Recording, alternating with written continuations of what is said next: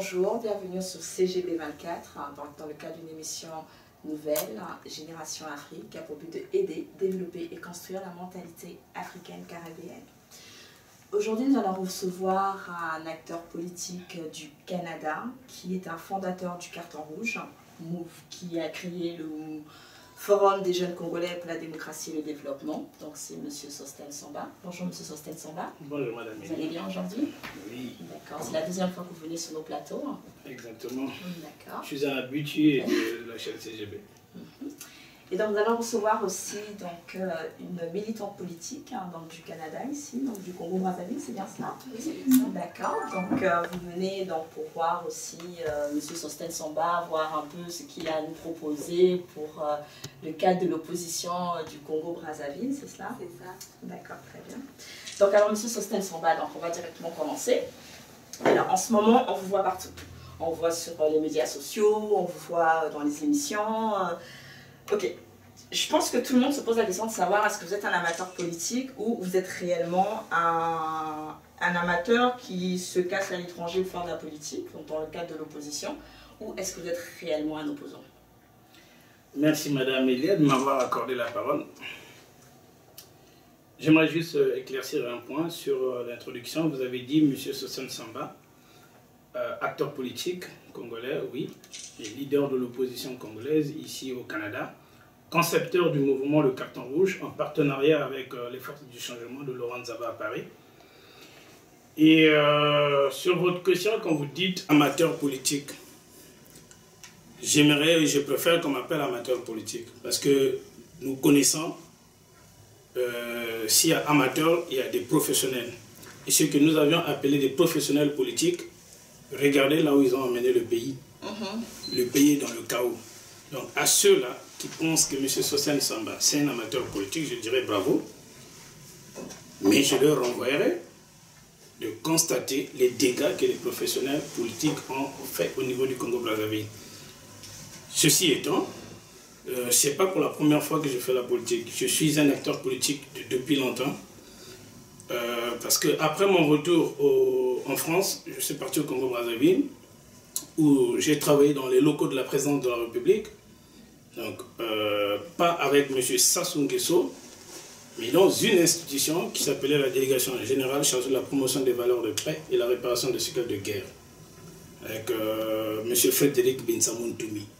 Donc, je travaillais à la présidence de la République en tant que chef de service, chargé de la promotion de la programmation et la planification. Donc ce n'est pas, je ne suis pas amateur dans la politique, c'est pas aujourd'hui que j'ai commencé la politique, ça fait longtemps que je suis dans la politique. D'accord, M. Samba, je comprends bien ce que vous dites, mais ce qui est quand même bizarre, c'est qu'on vous voit quand même plus présent depuis fin 2014, on sait qu'il y a les élections présidentielles qui arrivent, puis là on voit M. Samba un peu partout, donc c'est normal que je présume que la population, même le peuple congolais, même pour vous, si vous souhaitez un grand nombre de personnes vous suivent, on aimerait savoir pourquoi, fin 2014, on vous voit partout. Écoutez, pourquoi plus maintenant qu'avant? Madame Elia, toute chose demande une préparation. D'accord. Comme disait un philosophe, avant de savoir voler, il faut savoir se tenir debout. Avoir des ailes, ce n'est pas suffisant. D'accord. Ce n'est pas parce qu'on est acteur politique qu'on doit se jeter tout de suite dans la politique ou être visible. Il y a des circonstances qui font que l'acteur politique réagit. Car le philosophe, comme disait l'autre, la chouette de Minerve ne prend son vol qu'à la tombée du crépuscule. Le philosophe n'intervient que quand une société est en décadence.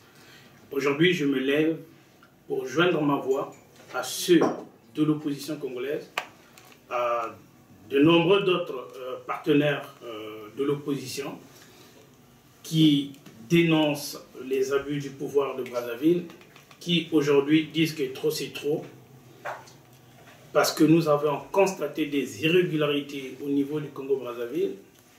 Nous avions constaté que plein de choses ne marchent pas au niveau de notre pays, le Congo-Brazzaville. Voilà pourquoi, ces derniers moments, nous sommes très actifs dans les réseaux sociaux, notamment Twitter, Facebook, YouTube et sur le terrain au niveau du Congo-Brazzaville. Donc vous avez constaté plus maintenant qu'avant? Et dans la politique, madame, s'il vous plaît, dans la politique, il y a des enjeux. Il y a des moments où, dans la politique, on ne vous permet pas de réagir. C'est-à-dire, quand il n'y a pas d'enjeu politique, un opposant ne peut pas se lever. Et si hier, nous n'intervenons pas par rapport à aujourd'hui, tout simplement parce que nous attendons le moment propice pour se prononcer. Pourquoi je dis le moment propice? Le Congo-Brazzaville a une loi fondamentale, a une constitution, si vous voulez. Et par rapport à ce que nous constatons sur le terrain, le pouvoir en place, le PCT, veut passer outre cette loi fondamentale pour se représenter. Si vous me permettez, M. Somba, on parlera un peu plus tard. Madame, s'il vous plaît, parce que si je suis en train de développer tout ça, c'est pour expliquer à la population et à tous ceux qui nous écoutent pourquoi aujourd'hui nous nous levons, pourquoi aujourd'hui nous sommes très actifs. Tout simplement parce que rien ne marche au Congo, parce que il y a viol qui veut se perpétuer encore. Parce que dans mes précédentes vidéos, j'ai expliqué que le président Sassou Nguesso, c'est un violeur. Et je vais expliquer pourquoi il est un violeur et un récidiviste. Voilà pourquoi je dis, nous sommes sur les réseaux sociaux, nous sommes présents actuellement parce que beaucoup de choses ne marchent pas et nous ne voulons pas que cela continue comme ça. Okay. Bon, M. Somba, on a bien compris que nous ne remettons pas en question le fait que le Congo ne va pas en ce moment, nous ne remettons pas en question vos idées. Nous ne remettons pas en question vos idées, nous sommes tout à fait d'accord avec vous.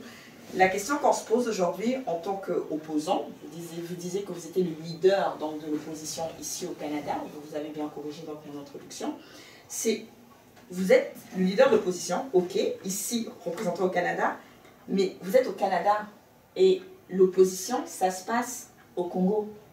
Les choses se passent au Congo. Quand on voit, par exemple, les opposants qui sont sur le terrain au Congo, quand on voit les séquelles qu'ils vivent, les conséquences immédiates qu'ils ont suite à une interview, c'est sûr que vous vous levez aujourd'hui, on vous filme, vous vous dites que vous n'êtes pas d'accord avec le régime de monsieur le président, et vous n'avez rien après.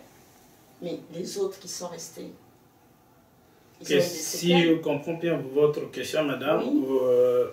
Vous voulez savoir pourquoi je suis ici et pourquoi je ne suis pas au Congo-Brazzaville? Ben, on veut juger, et M. Somba, excusez-moi d'insister sur cette question, parce que je pense que tous ceux qui nous suivent se posent cette question. On veut juger la crédibilité de votre titre d'opposant ici au Canada pour le Congo-Brazzaville, sachant tout ce que les vrais opposants subissent et vivent au Congo. On veut savoir ce que vous, éventuellement, vous apportez de plus. Ok, madame, alors, je vais commencer à dire qu'il n'y a pas de vrais opposants au Congo-Brazzaville et des faux opposants dans la diaspora. L'histoire du Congo nous a montré que ce sont ces opposants-là qui sont venus de la diaspora, de l'extérieur, qui ont emmené le changement, la conférence nationale au niveau du Congo-Brazzaville. Donc dire que c'est parce que vous êtes à l'étranger et que vous n'êtes pas sur place, je pense que, madame, nous pensons que le Congo de demain va se construire avec la diaspora. Parce que tous ceux qui sont à Brazzaville, l'opposition qui sont à Brazzaville, la population de Brazzaville est aujourd'hui prise en étau. La population de Brazzaville subit la dictature au quotidien. La population de Brazzaville n'est pas à l'aise, même dans le parler, même dans leur discours, même dans les mouvements. Tout cela est en frein, tout cela est calculé. Alors, nous sommes ici au Canada. Le moment venu, nous allons descendre au niveau du Congo-Brazzaville pour aller affronter ce pouvoir-là, pour aller affronter la réalité en face. Et c'est de la diaspora que viendra l'alternance au niveau du Congo-Brazzaville. Si je dis que c'est au niveau du Congo-Brazzaville, les gens aujourd'hui, essayez de parler avec les gens au téléphone, ils vont vous dire que nous, on ne parle pas de la politique. Les gens, ils vont vous dire que ah, non, non, non, je ne veux pas parler de ça parce que nos téléphones sont à l'écoute tous les jours, nuit et jour. Alors, madame, et vous pensez que ce sont ces gens-là qui sont à Brazzaville qui vont se lever demain pour dire que M. Sassou out? Vous pensez que ce sont les vieillards qui sont en Kayi ou à Sibiti qui vont dire M. Sassou dehors si la voix ne vient pas de l'Occident, si la voix ne vient pas de la diaspora? Donc nous, les opposants qui sommes à l'extérieur du pays, nous faisons cette démarche-là. Nous sommes en train de travailler minutieusement, petit à petit, pour faire entendre notre voix et dire à notre peuple, ceux-là qui sont à Brazzaville, N'ayez plus peur du pouvoir de Brazzaville, n'ayez plus peur de cette dictature. Le temps de la dictature est révolu. Le temps est venu pour que le peuple congolais, le peuple souverain, le vrai peuple, prenne ses responsabilités et reprenne son droit, ses libertés. Et d'ailleurs, je pense que pour élucider ce que je suis en train de vous dire, je peux passer un coup de fil ici à quelqu'un dans mon répertoire, à n'importe qui est à Brazzaville. Il va vous dire qu'il ne peut pas parler de la politique. Donc croyez-moi, madame, ce que je suis en train de vous dire, les gens à Brazzaville vivent au quotidien une dictature. La politique qui est menée au niveau du Congo-Brazzaville, c'est une politique d'intimidation.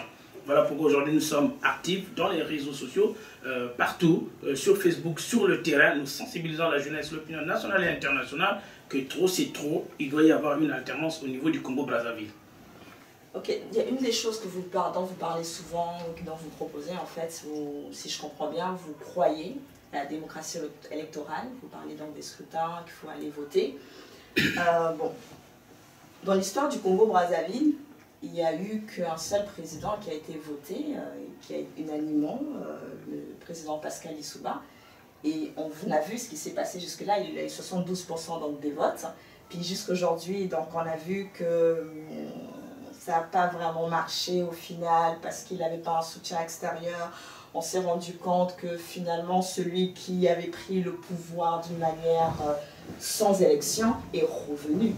Bon, ok, vous vous levez aujourd'hui, puis vous nous dites qu'il faut revenir aux urnes, il faut revenir faire une démocratie électorale, et puis on voit Pascal Lissouba qui était sur le terrain, qui avait un parti, qui travaillait dans le gouvernement depuis un certain moment, qui avait quand même un grand background, un historique dans la politique, puis on a vu comment il est parti. Donc, Monsieur Sosten, aujourd'hui vous vous levez, puis il y en a plein d'autres qui se lèvent aussi en France, puis moi je me mets à la place du peuple. Vous dites que vous allez apporter une démocratie électorale. La dernière fois qu'on a eu une démocratie électorale, on a eu des meurtres, on a eu des gens qui ont été assassinés, des gens qui ont souffert. Je me mets à la place du peuple, je me dis pourquoi je me lèverai encore pour aller dans les urnes si c'est pour qu'à la fin, je perde même le petit lottin de terre que j'ai, pour que peut-être je perde mon père, ma mère. C'est une réalité politique aussi. Madame, c'est pour ça que, c'est pour cette raison que nous battons pour qu'il y ait la vraie démocratie au niveau du Congo-Brazzaville. Je vais essayer de prendre sur mon répertoire un numéro au hasard et je vais continuer l'émission avec vous. Je vais appeler quelqu'un au niveau du Congo-Brazzaville pour vous montrer que les gens ne sont pas libres, qu'il n'y a vraiment pas de démocratie au niveau du Congo-Brazzaville. Je vais appeler quelqu'un. Ok, on va appeler Alain Nyambanzi. Ok. Je vais l'appeler. Oui, bonjour Alain. Excuse-moi pour te déranger. Ici, il est 16h27. Je voulais juste savoir comment tu vas. Je vais bien. Et toi? Ça va. Et la politique au Congo-Brazzaville, comment ça se passe là-bas, la politique et le pouvoir de Sassou Nguesso? Ah, quand même, tu sais, il va encore faire son coup d'État, il veut changer la constitution. Ok, merci. Et est-ce que la vie va bien là-bas? Tout va bien au Congo? Ah, grand frère, le pays est pourri, le pays. Ici, là, on peut même t'empoisonner. Le pays est foutu. Ok. Mais on dit que vous n'aimez pas parler de la politique au téléphone. Explique-moi un peu. Mais, qu'est-ce que je dis? Le téléphone, il est à côté. Okay. La sécurité du dictateur écoute le téléphone. Ok. Merci beaucoup. On est écouté ici. Merci. Ok, madame, là, vous venez de voir une démonstration. J'ai appelé Alain. Il vient de nous expliquer que les téléphones sont à l'écoute. Et il y a une dictature qui est mise en place au niveau du Congo-Brazzaville depuis fort longtemps. J'avais parlé du viol. Le 18 mars 1977, c'est le jour où le président de la République, Sassou Nguesso, a connu son premier viol. Après l'assassinat du feu Mariam Gwabi. Ça, c'était le premier viol. Le 5 février, après l'assassinat de Mariam Gwabi, il était question que la deuxième personnalité du parti congolais du travail prenne le pouvoir, c'est-à-dire M. Tchister Tshikaye. Mais là, hélas, le CMG, le comité militaire du parti, qui dans le temps était composé par M. Sassou Nguesso, Florent Tiba, Yombi Opango et autres, ont pris le pouvoir. C'était là le deuxième viol du président Sassou Nguesso. Là, ils ont pris le pouvoir, ils ont donné à M. Yombi Opango. 2 ans après, ils ont commis un autre viol. Yombi a été destitué du pouvoir. Jusqu'en 92, qui nous a emmenés à la conférence nationale. M. Sassou Nguesso est parti, le président Lissouba est venu au pouvoir. En 97, il commet un autre viol. Il revient au pouvoir par les armes. Il établit une constitution qu'il avait taillée sur mesure, la constitution de 2002, pour barrer la route à d'autres opposants. Mais aujourd'hui, cette constitution-là le rattrape et il veut commettre un autre viol. Voilà pourquoi nous nous levons pour dire que trop c'est trop. Nous nous levons pour dire trop c'est trop. Et c'est à nous qui sommes à la diaspora de nous lever, de montrer le chemin au peuple de Brazzaville, au peuple congolais, au peuple souverain, pour leur dire, vous avez des droits, revendiquez votre droit, levez-vous. C'est pour ça que nous avons mis en place le mouvement, le carton rouge, en partenariat avec Laurent Nzaba, les forces du changement qui sont à Paris, et qui d'ailleurs, nous pensons qu'il faut mettre en place un gouvernement des Congolais en exil, si M. Sassou Nguesso commet encore un viol.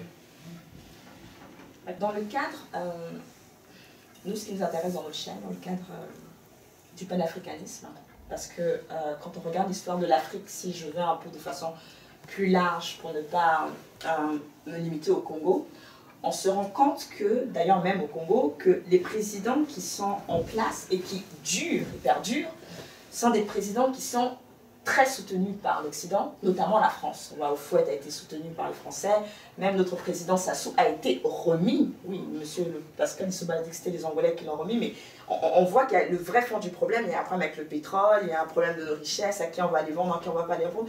Donc on se rend compte que notre politique nationale et locale n'est pas décidée par les Congolais.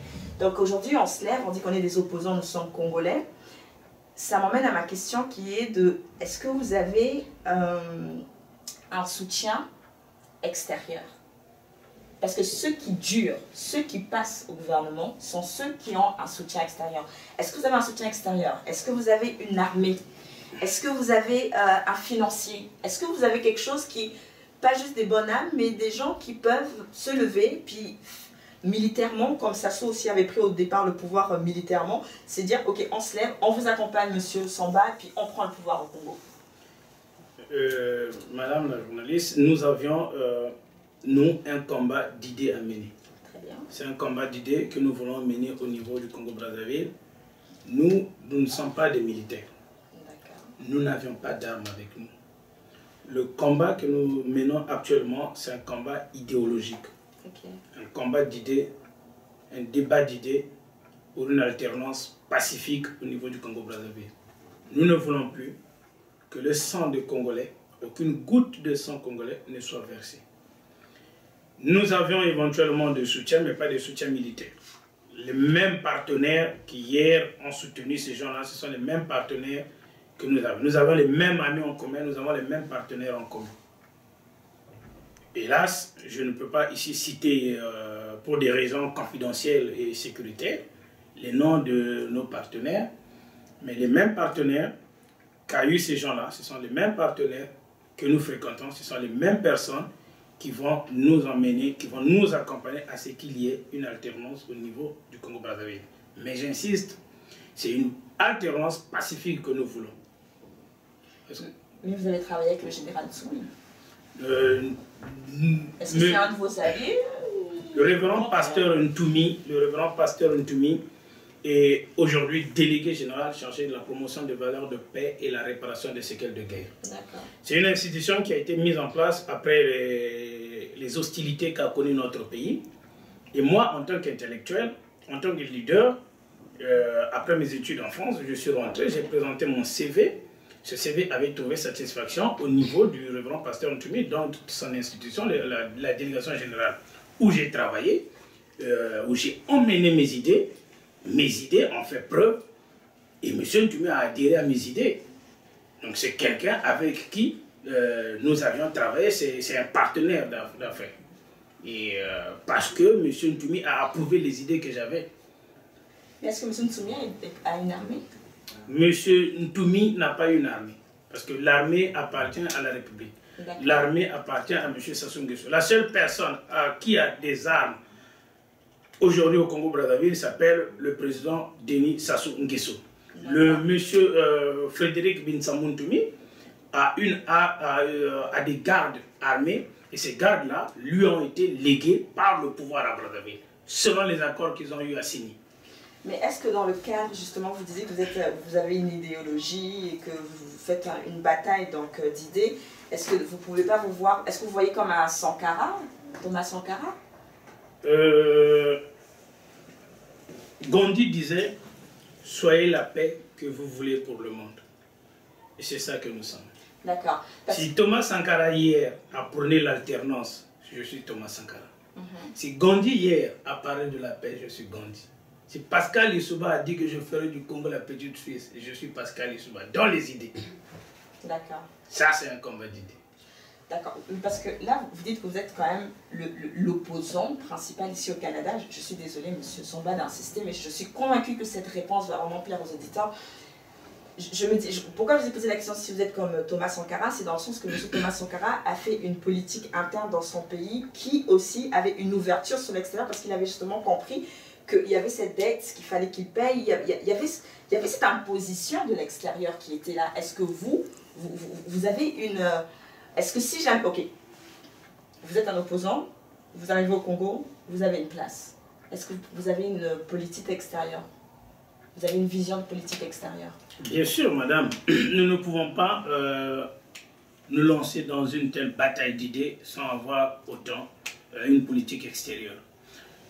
Nos partenaires et nous, donc, tous ceux-là avec qui nous travaillons ensemble, nous avions plein d'idées. Nous avions une maquette préétablie, nous avons un projet de société. Que ce projet de société, nous allons le présenter aux Congolais le moment venu.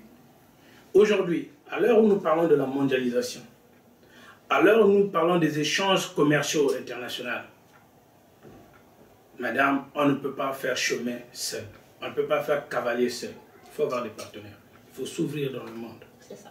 Et nos partenaires canadiens, nos partenaires français sont d'accord avec nous qu'une fois qu'il y ait changement au niveau du Congo-Brazzaville, vous allez avoir ce que les Canadiens vont faire au Congo, ce que les Français vont faire au Congo. Nous avions par exemple eu l'idée de drainer les villages qui sont au nord, notamment à 45. Madame, vous savez, le nord de Brazzaville produit du foufou, le manioc que nous mangeons. Mais ces villages-là n'ont pas d'eau. Et ces mamans-là, moi-même, d'ailleurs, j'ai fait du foufou. J'ai fait du foufou à Mati, j'ai fait du foufou. Et comment on faisait? On prenait l'eau de pluie, on mettait dans des tonneaux, et c'est cette eau-là qui nous servait une semaine, 2 semaines, pour pouvoir faire du foufou. Nous avions eu l'idée, par exemple, avec nos partenaires canadiens, de faire venir l'eau du fleuve le Congo jusque dans ces villages-là. Okay. Vous voyez? Donc nous avons plein d'idées, nous avons plein d'autres idées. Le moment venu, nous allons les présenter aux Congolais pour que les Congolais eux-mêmes vont choisir par rapport à ces idées-là. Voilà pourquoi j'avais parlé en amont que le combat que nous avons amené, c'est un combat d'idées. Pas un combat d'armes, parce que nous n'en voulons pas. Très bien. Donc, vous parlez de la Constitution au début de l'émission. Donc, on va parler un peu de la Constitution par rapport à vous. Vous savez, je présume que la Constitution dit, donc, elle stipule dans l'article 58 alinéa 6 que nul ne peut être candidat aux fonctions de président de la République s'il ne réside de façon ininterrompue sur le territoire de la République au moment du dépôt de sa candidature depuis au moins 24 mois. Donc là, on est en janvier 2015. Ma question est aussi simple que ça. Si jamais vous convoitez le poste présidentiel, est-ce que vous savez que vous commencez à être un peu juste dans le timing?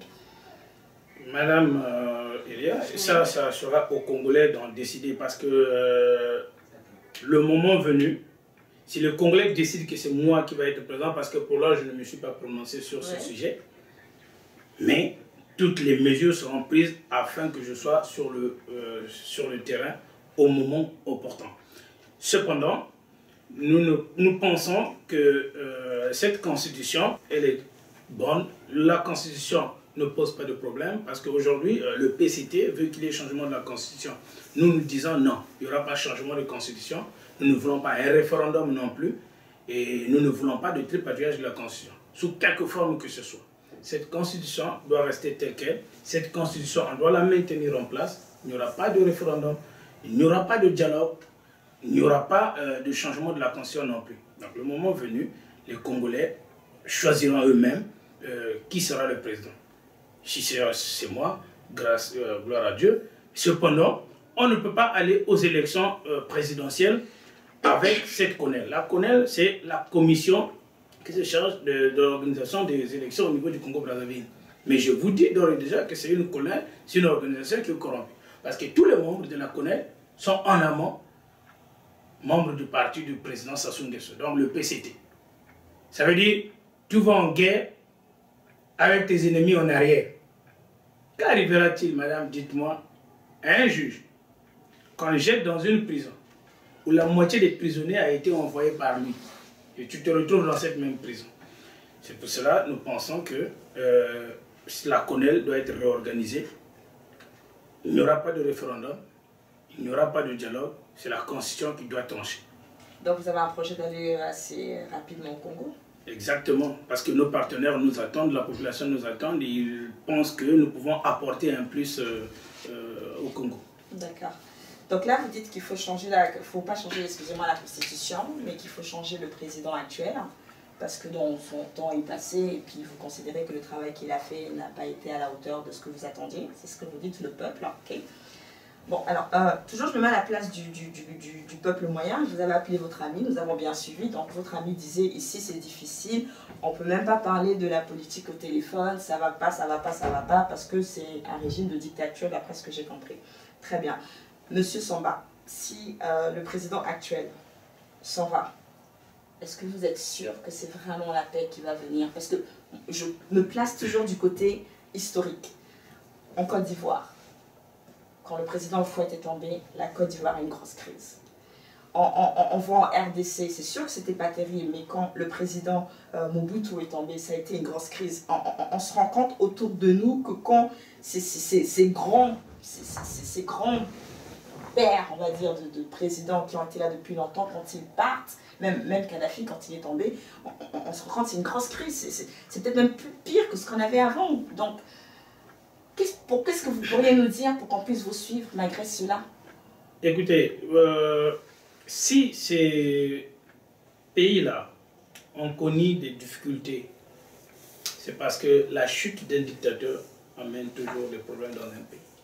C'est pour cela que nous voulons que ça se passe pacifiquement. Voilà pourquoi nous pensons que cela doit se faire dans la légitimité de la loi fondamentale. Aujourd'hui, si Mobutu, dans son temps, avait organisé des élections, je ne pense pas que le Zaïre allait connaître un chaos. Aujourd'hui, si monsieur le Kadhafi, le président Kadhafi au Libye, était parti dans la légalité, la légitimité, je ne pense pas que le peuple libyen subirait ce qu'ils sont en train de subir actuellement. Éventuellement, nous pensons qu'au Congo-Brazzaville, ça devrait se passer dans la légitimité de la loi fondamentale. Que le président Sassou Nguesso ne sème pas le chaos avant son départ. C'est pour cette raison que nous lançons un appel pacifiquement du respect de la loi fondamentale, du respect de la Constitution, pour que son départ n'engendre pas un bain de sang, parce que lui seul sera responsable de ce bain de sang. Chaque goutte de Congolais qui sera versée, le président de la République en sera entièrement responsable. D'accord, mais on voit qu'en Côte d'Ivoire, là, récemment, ce qui s'est passé avec M. Gbagbo qui est à la CPI, il est parti à la CPI, c'était suite à des élections présidentielles qui se sont passées correctement, et même la constitution de son pays l'a déclaré comme président, et pourtant là... La constitution ne lui a pas déclaré comme président. C'est les urnes qui déclarent que tu es président. Oui, mais la Constitution la Constitution lui permettait de se présenter à l'élection présidentielle. Mais ce n'est pas la Constitution qui doit faire de toi le président. Les urnes vont trancher si tu vas être président, si tu as gagné ou tu n'as pas gagné. Mais ce qui s'est passé après, c'est qu'il y a eu soulèvement d'armes. Et quand il y a mort d'hommes, le président prend ses responsabilités. Tout récemment, avec le Burkina Faso, nous avons vu que Blaise Compaoré aussi voulait changer la constitution. Dès lors que le peuple se met dans la rue, le président, en tant que garant de l'unité nationale, le président, en tant que garant de la paix, doit reculer. Alors, dès lors que tu fonces sur la population, tu tires sur la population, attends-toi à la CPI. Ce que je ne veux pas que cela arrive pour le président Denis Sassou Nguesso, parce que le peuple ne veut plus de ça. Le peuple veut juste une alternance pacifique. Mais vous reconnaissez quand même que ce qui s'est passé en Côte d'Ivoire, ils ont suivi les règles des élections présidentielles. Madame, en Côte d'Ivoire, les règles des élections présidentielles c'est passé, ok. Mais après, il y a eu un chaos. Qui a commencé à soulever les armes en Côte d'Ivoire? Pourquoi Ouattara aujourd'hui est candidat, est président de la République en Côte d'Ivoire? Parce que les deux partis ne se sont pas entendus après les urnes. L'autre dit qu'il a gagné et c'est l'autre qui dit que c'est lui qui a gagné. Après, le peuple sort dans la rue, vous tirez sur la population. D'accord. Donc vous croyez que le président actuel, Denis Sassou Nguesso, serait d'accord de s'asseoir pour dire bon, bah, toi tu gagnes les élections et moi je te laisse tranquillement mon poste? Le président Sassou Nguesso ne doit plus s'asseoir. D'accord. Il doit se lever. Il ne doit plus s'asseoir, il doit se lever. Pourquoi il doit se lever? Parce que la Constitution ne lui permet plus d'être le président de la République. Et ici au Congo, nous voulons des élections libres et transparentes en 2016. Parce que le 14 août, à 14 h, le président Sassou Nguesso ne sera plus légitime. Il ne sera plus président. Donc il ne doit plus s'asseoir. Il n'y aura pas de dialogue avec lui. Il n'y en aura pas. Il n'y aura pas de dialogue avec le président Sassou Nguesso. Il n'y aura pas de référendum. Il n'y aura pas de troisième mandat pour lui. Il n'y en aura pas. Car s'il franchit cette étape, nous allons mettre un gouvernement des Congolais de la diaspora en place. Et c'est ce gouvernement-là que nous allons présenter à la face du monde devant l'opinion nationale et internationale comme étant le gouvernement légitime. Parce que lui, il sera illégitime le 14 août 2016. Donc on ne peut pas s'asseoir avec lui. Nous lui demandons juste de partir tranquillement et laisser l'histoire suivre son cours normal. Je comprends bien cela. Vous parlez du Burkina Faso tout à l'heure, c'est très intéressant parce que moi, mon étude personnelle, je me suis rendu compte que le Burkina Faso, oui, effectivement, c'est très exemplaire. Je pense que c'est une belle image pour l'Afrique en général. Mais le Burkina Faso n'a pas le pétrole qu'on a. Le Burkina Faso n'a pas le cacao que la Côte d'Ivoire a. Le Burkina Faso n'a pas les richesses de la RDC.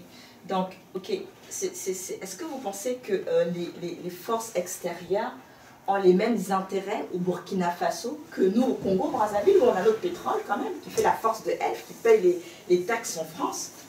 C'est pas seulement le pétrole qui peut faire la différence. Madame, dans tous les pays du monde où les droits et les libertés ont été atteintes, soyez-en sûrs que l'opinion internationale va se lever.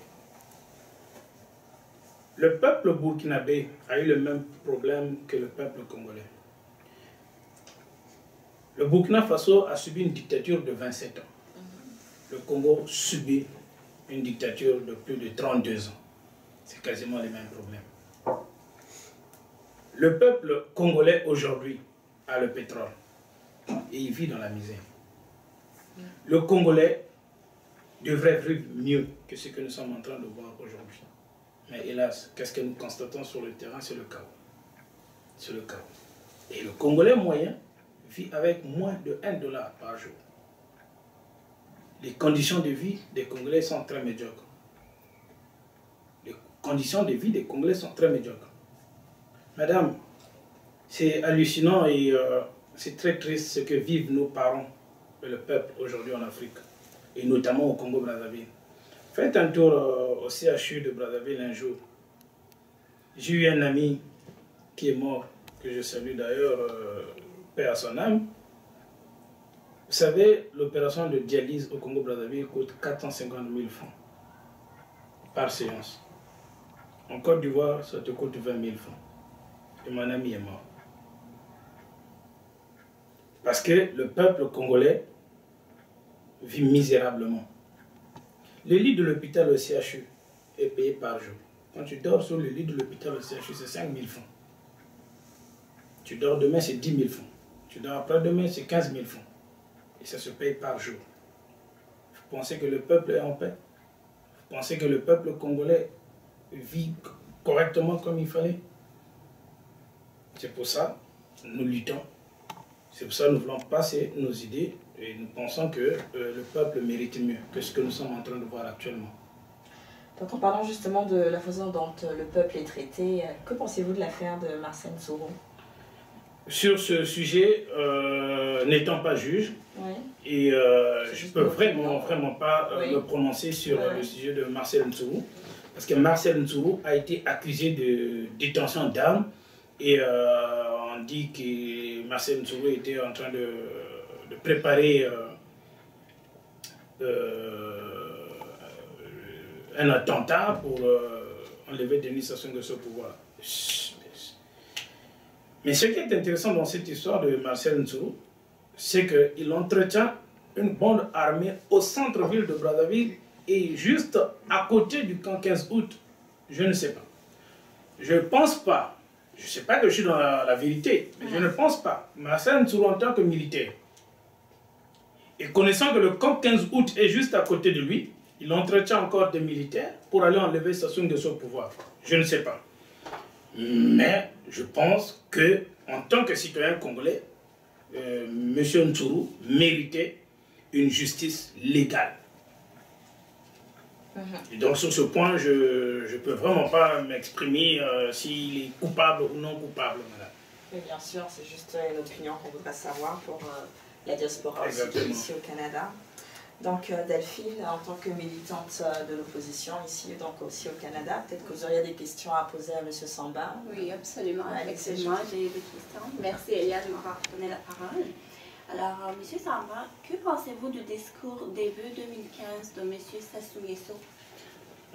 Madame Delphine, nous avions suivi avec attention ce discours du président de la République, le président Denis Sassou Nguesso. Mais ce discours, c'est un fiasco. Pourquoi je dis c'est un fiasco? C'est le même discours. Il promet des merveilles aux Congolais, mais rien ne change. Dans son discours, il parle, par exemple, je te prends un exemple vague, il parle de la création d'une entreprise de bus en commun, c'est-à-dire le transport en commun, l'amélioration des transports en commun au niveau du Congo-Brazzaville. En 32 ans, il en a dit au moins 27 fois. En 32 ans qu'il est au pouvoir, ce discours-là, il en a dit 27 fois. Mais là, quand tu arrives sur le terrain, ce sont les demi-terrains.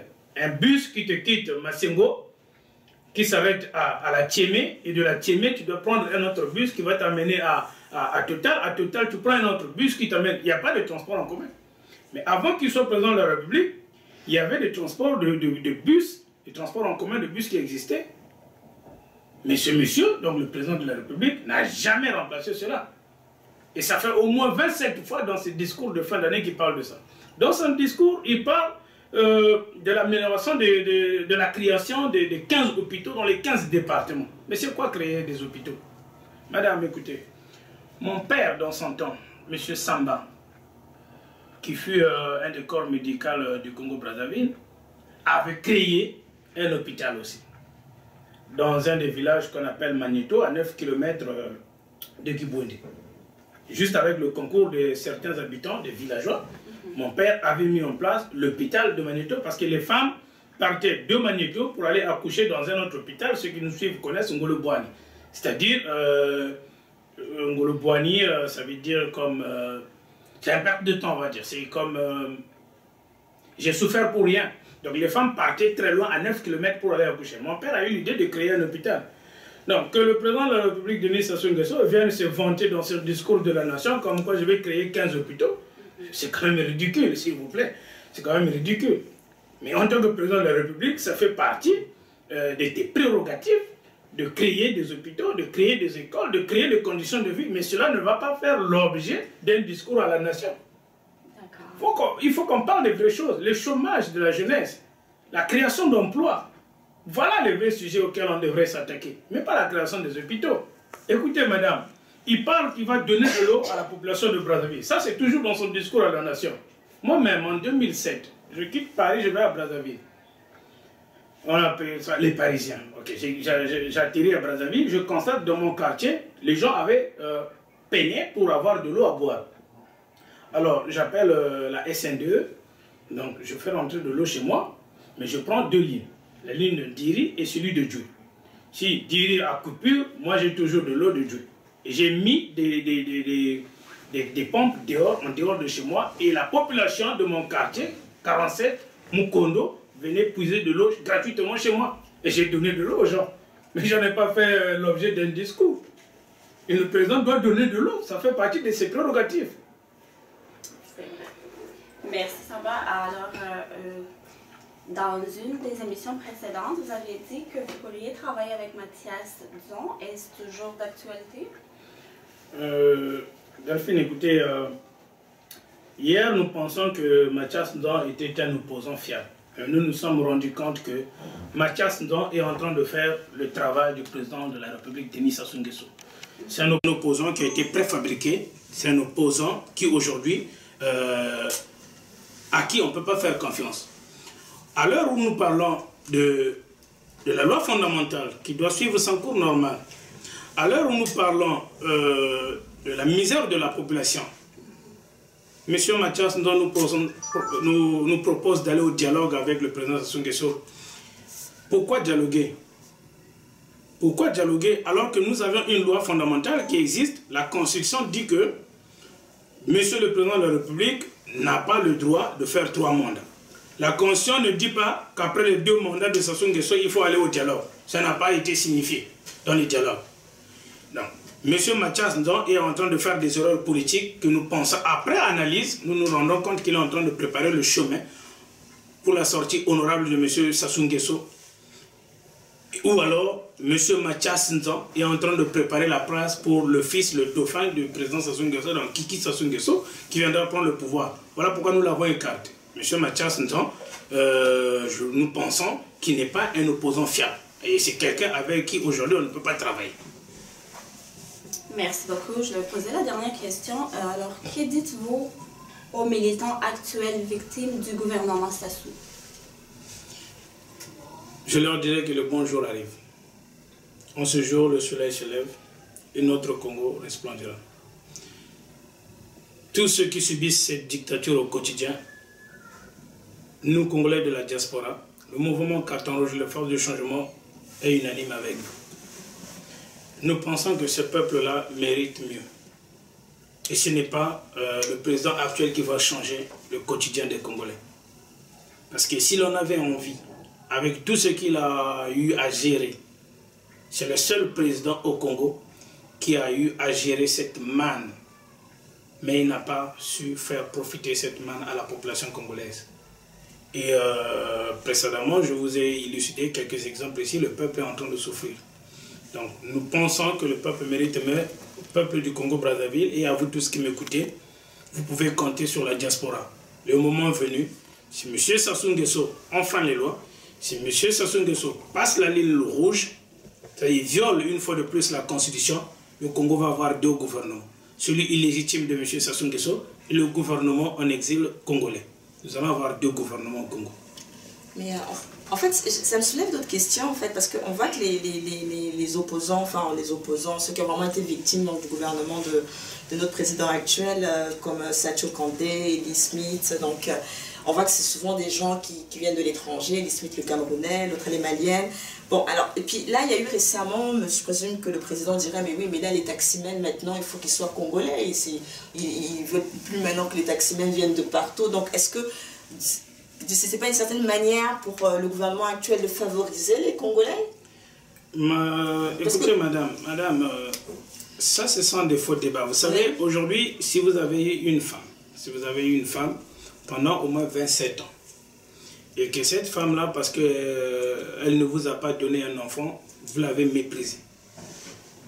Au détriment ou au profit d'une deuxième femme que vous avez trouvée bonne. Et après 27 ans, cette femme pense que je dois changer de mari parce que ce mari-là n'a pas su me garder, ne m'a pas pris à ma juste valeur.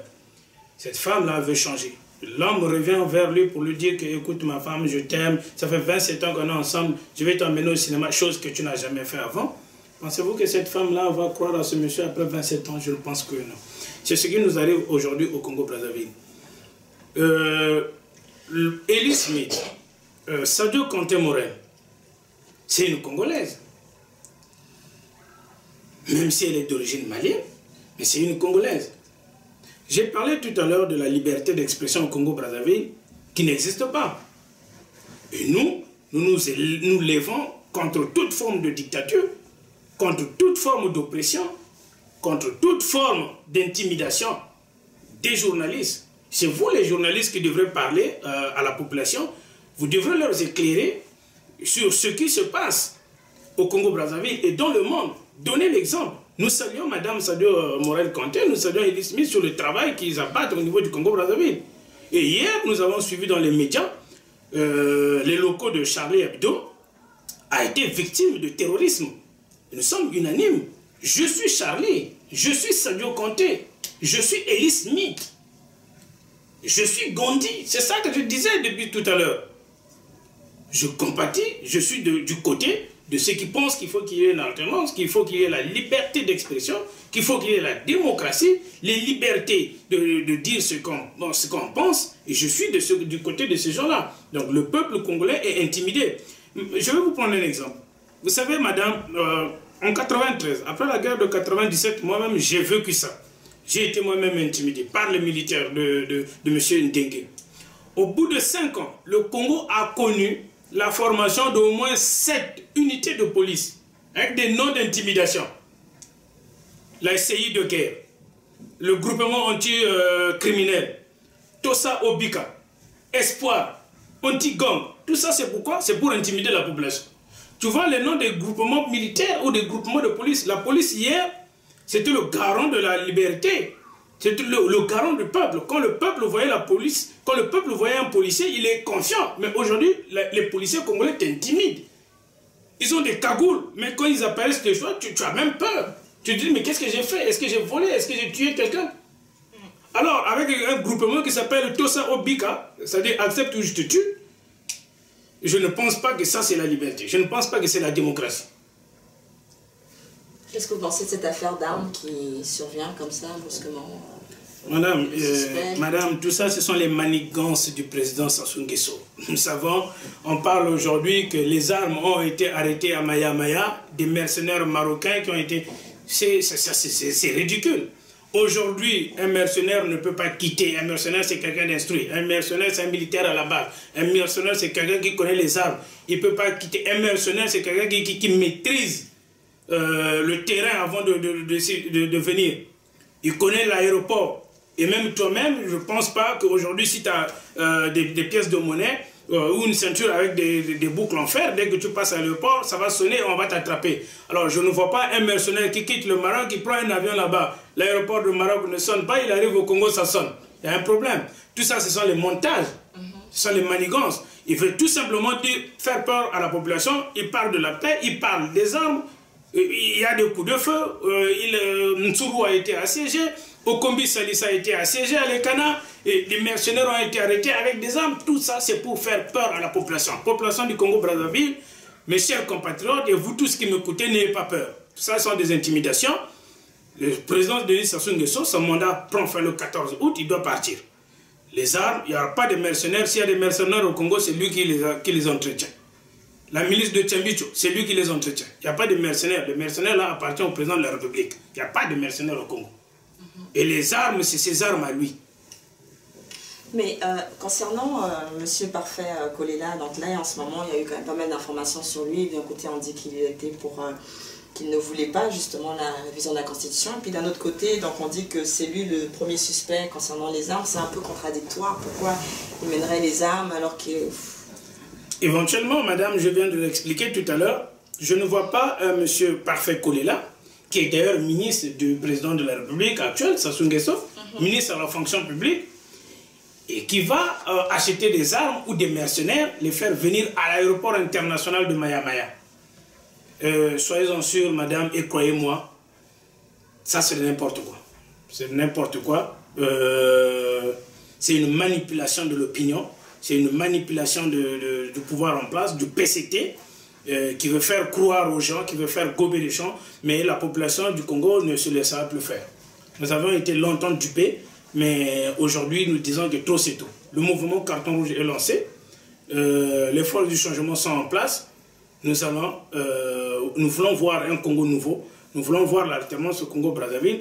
Je ne pense pas, je ne sais pas. Si c'est Parfait Kolela qui a fait ça, je vais dire que c'est ridicule de sa part. Et s'il se prononce contre la Constitution, nous disons qu'il doit démissionner du gouvernement de Sassou Nguesso.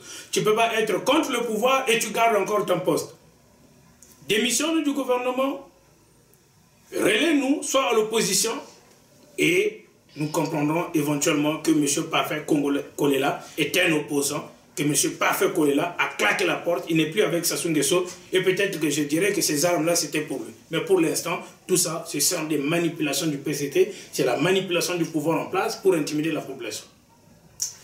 Très bien, donc merci M. Somba d'être venu à notre invitation, d'avoir répondu oui. Merci à vous, madame. Là, vous avez donc eu le point de vue de M. Somba et ainsi que tous ceux qui le suivent sur le forum de mouvement, du forum des jeunes Congolais, si je ne m'abuse, c'est bien cela. Des jeunes donc, M. Somba, est-ce que vous avez éventuellement un contact pour des gens qui adhèrent à vos idées, qui voudraient vous contacter ou quelque chose du genre, un numéro Oui, écoutez, vous pouvez nous contacter via le courriel légitimeconseil@yahoo.fr et sinon vous pouvez écrire sur le site le forum ou Zenga Mambo, éventuellement on répondra favorablement. Et sur les coordonnées qui s'affichent en bas de l'écran, vous pouvez aussi nous contacter. D'accord. Donc en tout cas, merci Delphine d'être venue, d'avoir coloré aussi cette émission, de voir qu'il y a des militants politiques ici au Canada qui s'intéressent à la politique du Congo. Puis de voir qu'au Canada, on n'est pas juste bien et à l'aise. Donc merci à vous qui nous suivez. Merci d'avoir écouté encore cette émission avec vous, de nous avoir suivis. Merci à tous. Donc c'était dans le cadre de Génération Afrique pour CGB News TV. Et donc dans le cadre du panafricanisme, nous avons voulu inviter M. Sosthène Samba pour savoir exactement ce qu'il en pensait. Pas juste pour le Congo-Brazzaville, pour voir aussi en Afrique comment ça se passe, parce que nous voulons et nous croyons que l'Afrique peut sortir des dictatures, nous croyons que les choses peuvent changer. Donc voilà, merci M. Samba d'être venu. Et nous vous disons à très bientôt sur CGB 24 TV pour Génération Afrique. Merci, au revoir.